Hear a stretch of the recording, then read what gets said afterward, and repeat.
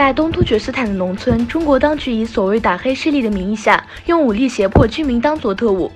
塔里姆盆地边缘的巴扎尔波斯塘乡第11村，地方当局在武警的陪同下，威胁并要求人们互相监督，举报别人以前做过的错误。要求举报的事情包括曾留胡子、戴头巾、曾在家里或在田地里做礼拜、家里保藏宗教书籍等。东突厥斯坦进行全面文化大屠杀的中国共产党政府，也继续通过最高层次的宗教仇恨来禁止与伊斯兰教有关的一切事物。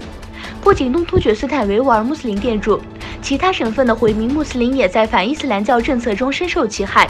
韩东报道过，某市政府下发文件，要求全面清理公共场所阿拉伯文标识和宗教元素，并打击清真泛化。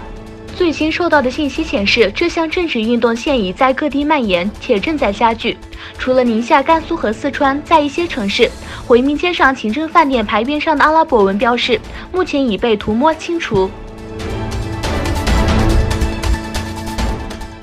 欧洲议会呼吁中国结束对维吾尔、哈萨克和西藏人的任意拘捕，以及要求关闭所有的集中营。在法国斯特拉斯堡举行的欧洲议会大会上，对呼吁中国向在没有任何犯罪罪行以及审判或者判决结果之前，对维吾尔、哈萨克人以及西藏人实行的任意拘捕的行为予以结束的决议案以505对18票获得通过。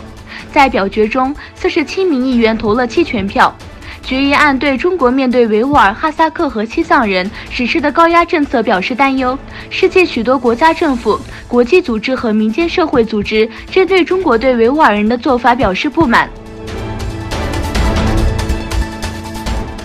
据美国司法部长巴尔称，特别授权检察官穆勒总结说，没有证据表明美国总统特朗普或其选举团队与俄罗斯人进行过秘密合作。巴尔说，俄罗斯政府的目的是介入我们的总统选举，但根据穆勒的报告，俄罗斯人无法与特朗普或他的竞选活动提供任何秘密合作。